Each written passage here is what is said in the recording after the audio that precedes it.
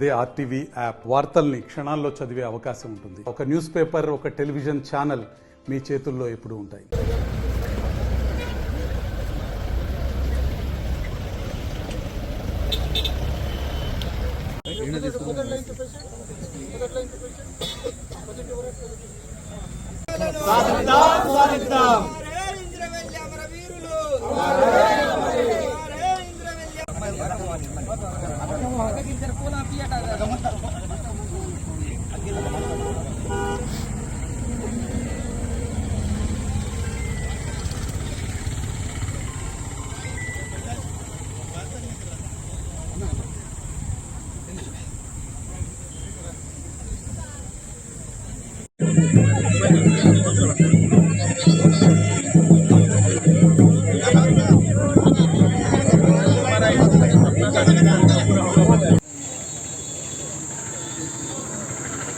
కేవలం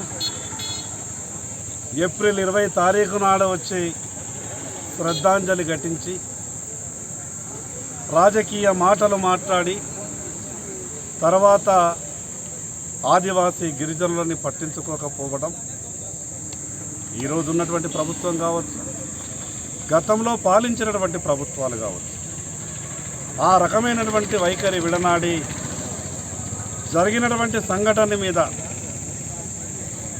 ఏ పార్టీ అయితే ఆ రోజు అధికారంలో ఉండి అమాయకులైనటువంటి ఆదివాసీ గిరిజనులను కాల్చి చంపి మళ్ళీ వాళ్ళే శ్రద్ధాంజలి ఘటిస్తూ మొసలి కన్నీరు పెట్టేటటువంటి పరిస్థితి. మరిన్ని వీడియోస్ కోసం ఛానల్ ని సబ్స్క్రైబ్ చేయండి. లేటెస్ట్ అప్డేట్స్ కోసం వాట్సాప్ ఛానల్ ని ఫాలో చేయండి. అండ్ లింక్ డిస్క్రిప్షన్ లో ఉంది.